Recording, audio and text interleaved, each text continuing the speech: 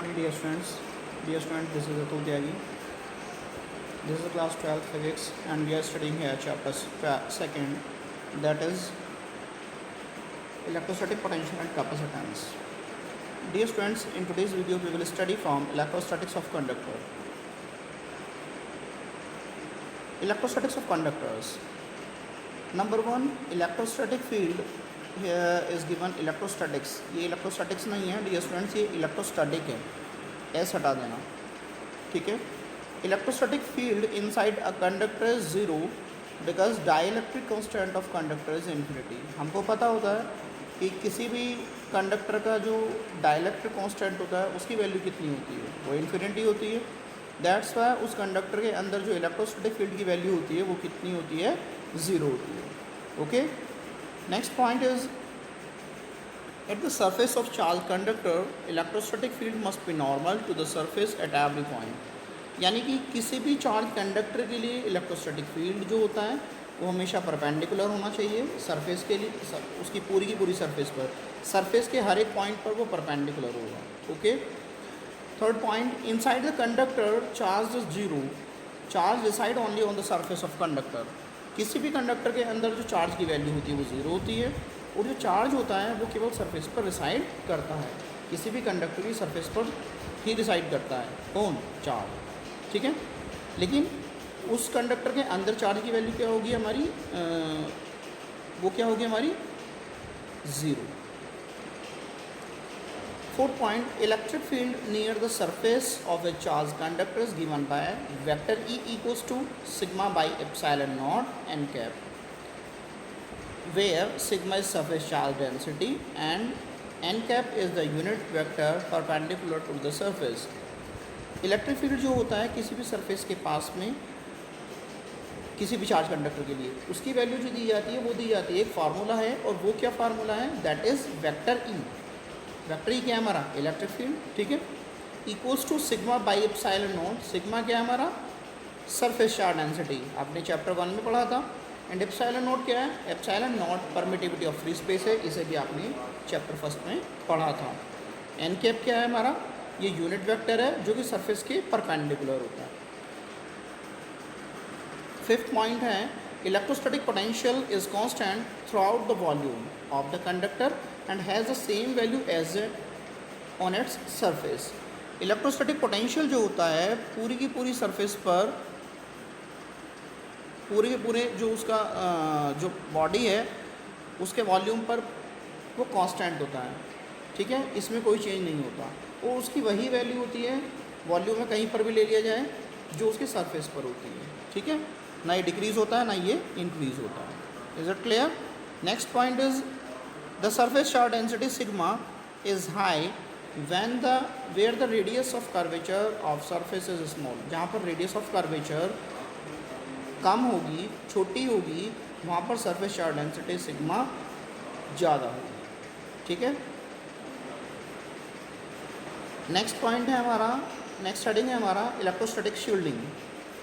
Electrostatic shielding क्या है, it is the process in which any object और region is protected from electric field. किसी भी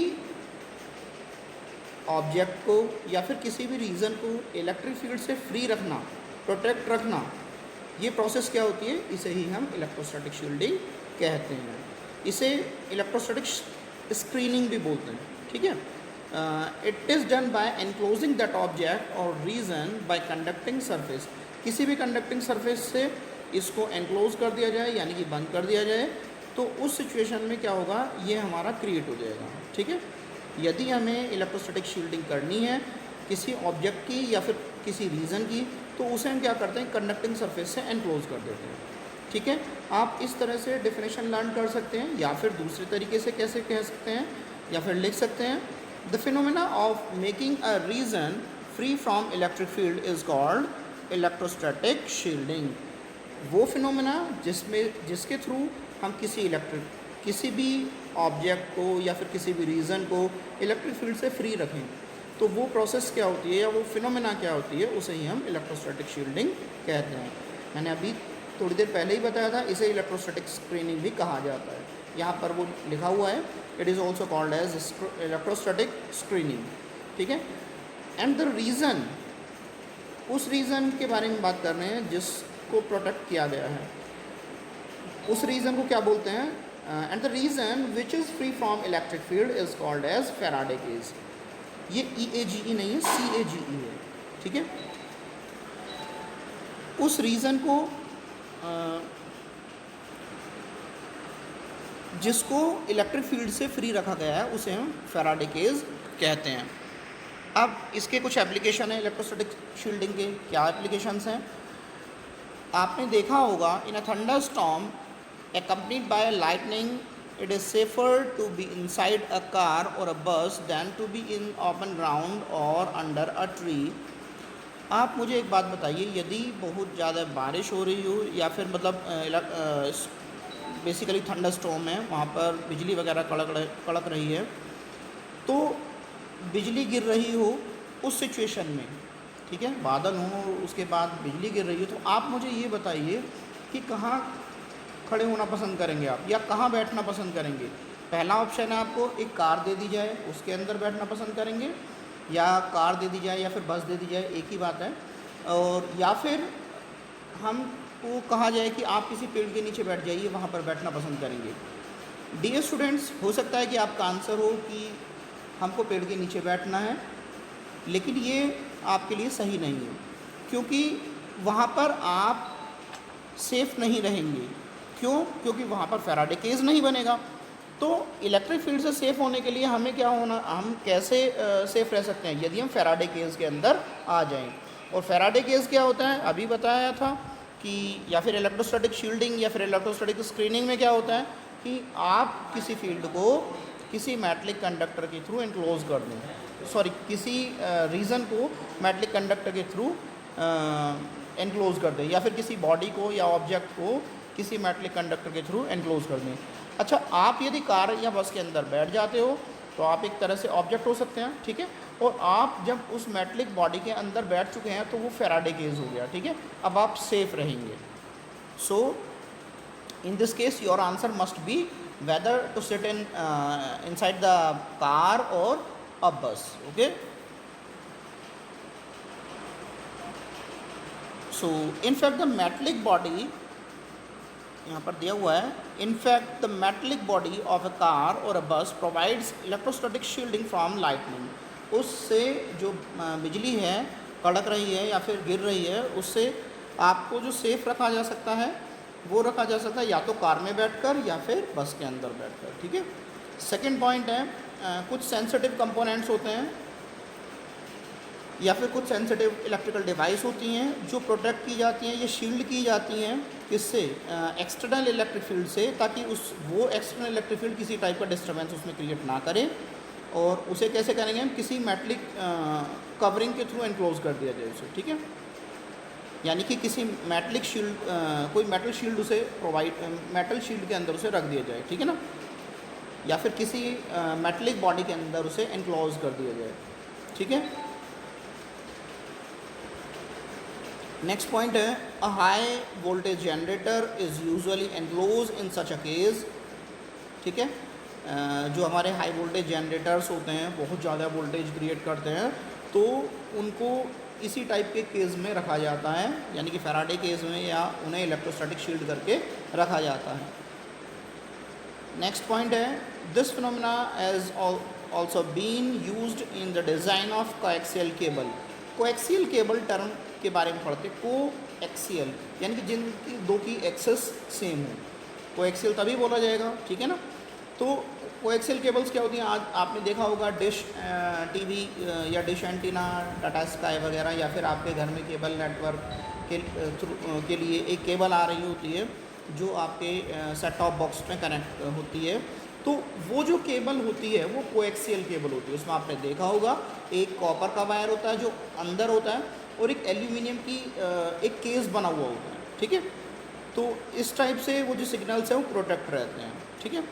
तो टीवी केबल्स में इसका यूज़ किया जाता है, और बहुत सारे फील्ड्स हैं हमारे।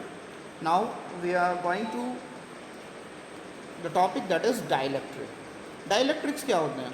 Dear students, dielectrics are non-conducting substances or the insulators which transmit electric effect without any actual conduction of electricity. Dielectrics उन सब्सटेंसेस को बोला जाता है, उन इंसुलेटर्स को बोला जाता है जिनके थ्रू इलेक्ट्रिक इफेक्ट तो पास हो जाएं लेकिन इलेक्ट्रिसिटी पास ना हो. एग्जांपल वैक्यूम है, वैक्स्ड पेपर है, ऑयल्ड पेपर है, माइका है, ग्लास है, प्लास्टिक है, कोई फॉइल हो सकती है हमारी, मेटलिक फॉइल नहीं, फ्यूज्ड सेरेमिक है, एयर है. ये हमारे क्या होते हैं, ये हमारे डाइलेक्ट्रिक्स हैं. ठीक है. अब इनमें क्या होता है, इनमें इलेक्ट्रिसिटी तो पास नहीं होती बेसिकली, लेकिन इलेक्ट्रिक इफेक्ट पास होते हैं. एग्जांपल देखिए, आप एक छोटा सा इलेक्ट्रिक इफेक्ट का एग्जांपल ले लीजिए. आपने अपने ड्राई हेयर थे, आपके ड्राई हेयर है कंसीडर कीजिए, और नॉन स्टिकी हैं. ठीक है. वेल शैम्पूड हैं, और आपके पास एक कॉम है, फ्रेश कॉम है. ठीक है. आप कॉम अपने हेयर में करते हैं. ठीक है. उसके बाद उस कॉम पर चार्ज आ जाता है. अब आप जब अर्थ सरफेस के पास छोटे छोटे बिट्स ऑफ पेपर्स होते हैं, छोटे छोटे पार्टिकल्स होते हैं, उनके पास लेकर आते हैं, टच नहीं करना है, तो क्या होता है, वो धीरे धीरे आपके काम की ओर अट्रैक्ट होना स्टार्ट हो जाते हैं. जब वो अट्रैक्ट होना स्टार्ट हो जाते हैं, होते क्यों हैं, उनके बीच में, उन पार्टिकल्स के बीच में और उस काम के बीच में एयर है, बट फिर भी इलेक्ट्रिसिटी पास नहीं है, बट इलेक्ट्रिक इफेक्ट के कारण वो हमारे क्लिंज कर जाते हैं, चिपक जाते हैं, स्टिक कर जाते हैं. ठीक है. अब बात करते हैं, बेसिकली हमारे डाइलेक्ट्रिक्स दो तरह के होते हैं, या डाइलेक्ट्रिक मीडियम हमारे दो तरह के होते हैं. पहले पोलर डाइलेक्ट्रिक मीडियम और दूसरे हमारे नॉन पोलर डाइलेक्ट्रिक मीडियम. ठीक है. पहले हम पोलर डाइलेक्ट्रिक्स के बारे में बात करते हैं. What are the polar dielectrics? Polar dielectrics किन्हें कहते हैं? A molecule in which centre of positive charge, basically हम किसे बोलेंगे, प्रोटॉन को बोलेंगे, and centre of negative charge basically electron के लिए यूज़ किया जाएगा. Do not coincide is called a polar dielectrics. जब पॉजिटिव चार्ज और नेगेटिव चार्ज के सेंटर कोइंसाइड ना करें तो इस सिचुएशन में जो डाइलेक्ट्रिक फॉर्म होगा उसे हम पोलर डाइलेक्ट्रिक कहते हैं. एग्जाम्पल है आपका वाटर, HCl. ये NH2 लिखा हुआ है यहाँ पर, ये छोटी सी एरर है, आप NH3 कर लेना. ठीक है. CO है, कार्बन मोनोऑक्साइड, CH3OH है, Na2O है, Na2O. ठीक है. और बहुत सारे एग्जांपल्स हो सकते हैं. यहाँ पर आपको डायग्राम्स दिख रहे होंगे. क्लोरीन का आइटम दिखा रखा है, एक हाइड्रोजन का आइटम है, और फॉर्मेशन हो गई हमारी, बन गया हमारा HCl. ऐसे ही यहाँ पर दो हाइड्रोजन के आइटम है दूसरे वाली फिगर में, और एक ऑक्सीजन का है. ऑक्सीजन को बड़ा सा दिखा रखा है, हाइड्रोजन जो छोटे छोटे दिखा रखे हैं, और ये बन गया हमारा वाटर का मॉलिक्यूल. ठीक है.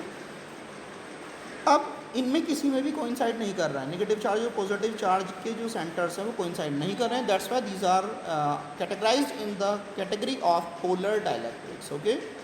इसका कॉज क्या है, what is the cause behind it, इसके पीछे रीज़न क्या है. ठीक है. इनफैक्ट पोलर मॉलिक्यूल्स जो होते हैं बेसिकली असिमेट्रिक होते हैं, यानी सिमेट्रिकल नहीं होते शेप में. That is why their centre of positive charge and centre of negative charge do not coincide. और इसीलिए उनके जो सेंटर्स होते हैं पॉजिटिव चार्ज नेगेटिव चार्ज के, वो कोइंसाइड नहीं करते, और दैट्स वाई वो हमारा पोलर डाइलेक्ट्रिक होता है हमारा. ठीक है. अब नॉन पोलर डाइलेक्ट्रिक क्या होगा? बस डिफरेंस इतना है, उसमें कोइंसाइड नहीं करते और इसमें कोइंसाइड करते हैं. ठीक है. मीन्स दोबारा से एक बार इसे पढ़ लेते हैं. A molecule in which center of positive charge यानी कि proton and the negative charge that is electron coincide is called a non-polar dielectrics. तो आपने देखा कि मॉलिक्यूल, किसी भी मॉलिक्यूल के पॉजिटिव चार्ज और नेगेटिव चार्ज जब कोइंसाइड नहीं करते हैं, करते हैं, तो इस सिचुएशन में जो डाइलेक्ट्रिक फॉर्म होता है उसे हम बोलते हैं नॉन पोलर डाइलेक्ट्रिक. एग्जाम्पल ले सकते हैं, ऑक्सीजन है आपका, नाइट्रोजन है, हाइड्रोजन है. ठीक है.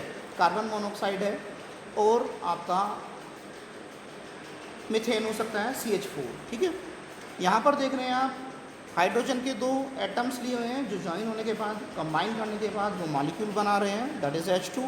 ऐसे ही एक और एग्जांपल ले सकते हैं, कार्बन डाइऑक्साइड का ले सकते हैं. कार्बन डाइऑक्साइड में क्या होता है, हमारा एक कार्बन का एटम होता है और दो ऑक्सीजन के एटम होते हैं. ठीक है. यहाँ पर आपको सेकेंड फिगर में दिख रहा है कि ऑक्सीजन के दो एटम हैं और एक कार्बन का एटम है. ठीक है. और ये बनता है हमारा मॉलिक्यूल, जो बन रहा है हमारा कार्बन डाइऑक्साइड का बनता है, that is non polar molecule. Okay, अब जो डाइलेक्ट्रिक बनते हैं पोलर मॉलिक्यूल से उन्हें हम बोलते हैं पोलर डाइलेक्ट्रिक्स। सिंपल सी बात है, जो पोलर डाइलेक्ट्रिक्स से जो हम पोलर मॉलिक्यूल्स जो बनते हैं हमारे डाइलेक्ट्रिक्स, उन्हें हम पोलर डाइलेक्ट्रिक्स कहते हैं।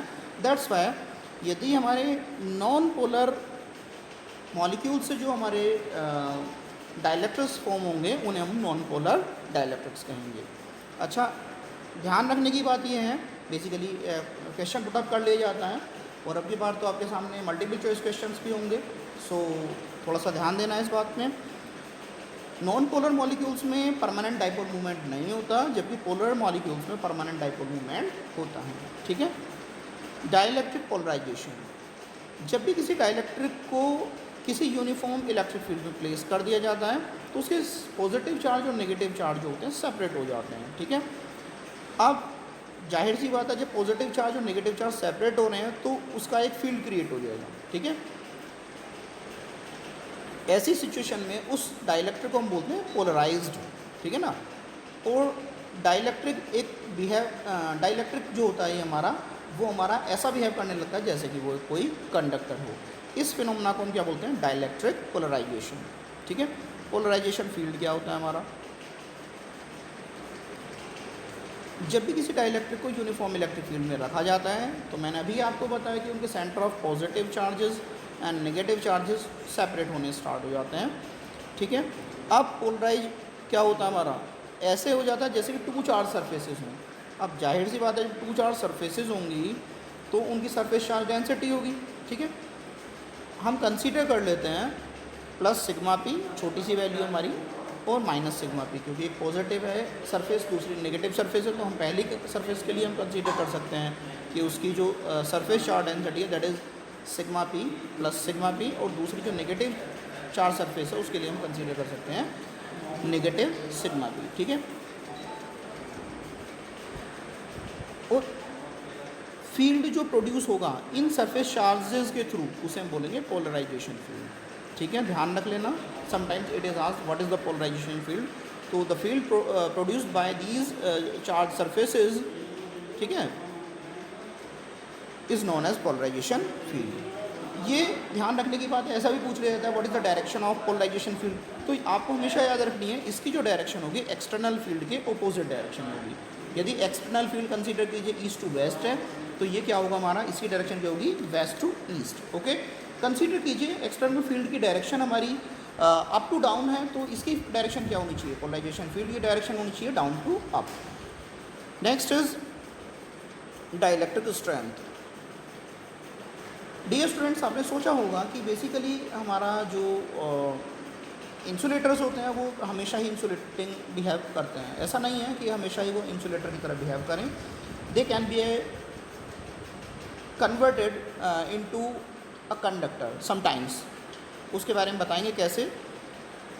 The maximum value of electric field that can be applied without dielectric breakdown is called dielectric strength of the material. किसी भी मटेरियल की वो मैक्सिमम वैल्यू, ठीक है, जिसे हम किसी डाइलेक्ट्रिक को किसी इलेक्ट्रिक फील्ड में रखा जा सके और उसका डाइलेक्ट्रिक ब्रेकडाउन ना हो, तो वो वाली जो मैक्सिमम वैल्यू होती है उसे हम उसकी डाइलेक्ट्रिक स्ट्रेंथ कहते हैं। यानी कि वो मैक्सिमम वैल्यू तब जब तक कि वो कोई डाइलेक्ट्रिक ब्रेकडाउन ना हो, डाइलेक्ट्रिक स्ट्रेंथ का ब्रेकडाउन ना हो। ठीक है। कहने का मतलब वो डाइलेक्ट्रिक से कंडक्टर में कन्वर्ट ना हो। ठीक है। ऐसा यूनिट जो होती है डाइलेक्ट्रिक स्ट्रेंथ की वोल्ट पर मीटर होती है और डायमेंशनल फार्मूला होता है mL/T-3A-1। ठीक है। जबकि इसकी प्रैक्टिकल यूनिट क्या होती है? किलो वोल्ट पर मीटर होती है।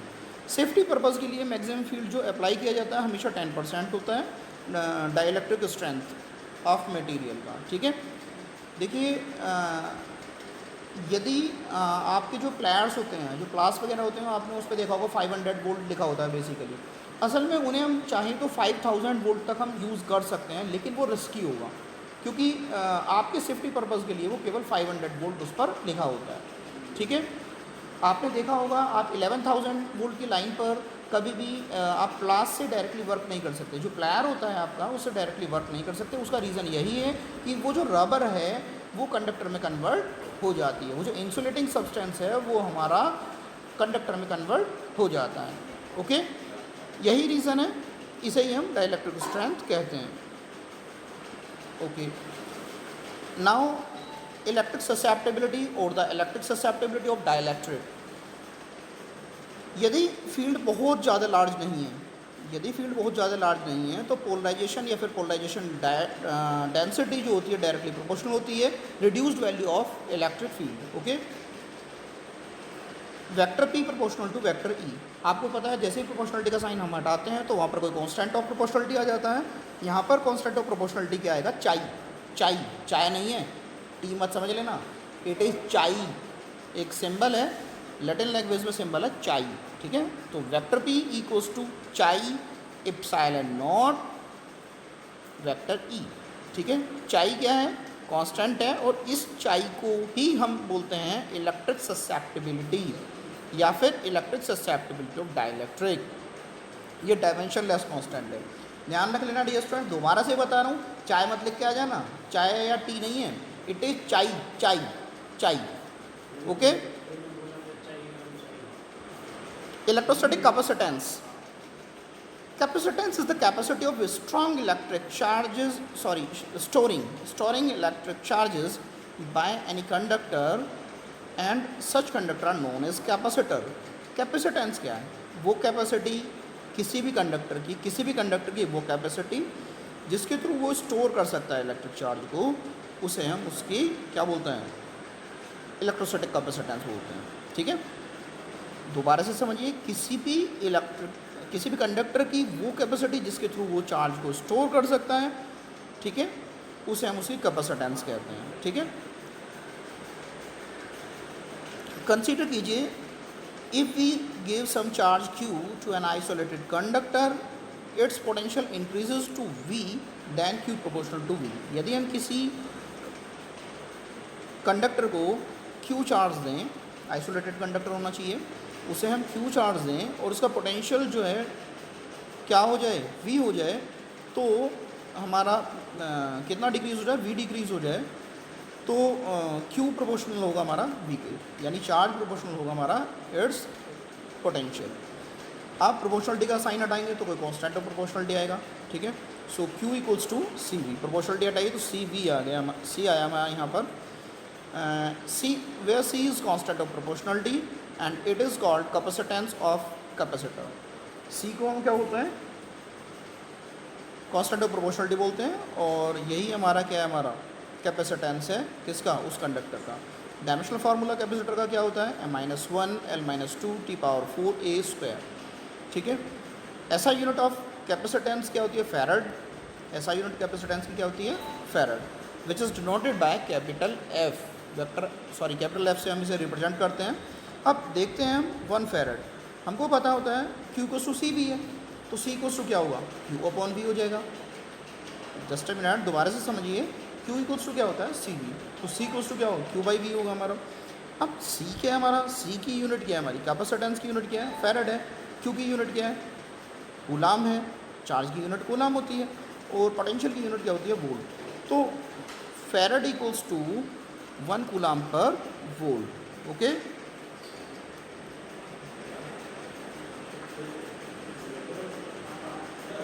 जस्ट ए मिनट,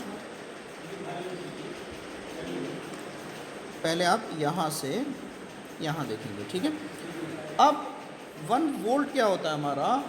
1 वोल्ट होता है हमारा W/Q। V इक्वल्स टू होता है W/Q। ठीक है, work upon charge, work upon charge होता है हमारा। ठीक है, तो वर्क क्या है? जूल। वर्क की SI यूनिट क्या है? जूल, और चार्ज की SI यूनिट क्या है? Coulomb.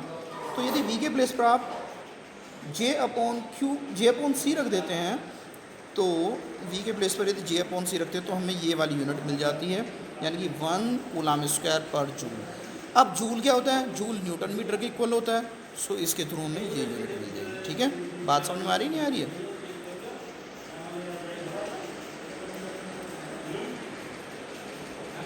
Capacitance of conductor depends on the following factors. कौन कौन से फैक्टर्स हैं? Number 1 shape of conductor, number 2 size of conductor, number 3 relative permittivity और डाइलेक्ट्रिक कांस्टेंट, और नंबर 4 है presence of other conductor in its neighbourhood. ठीक है, ध्यान रखना है, but it does not depend upon the nature of material. Okay,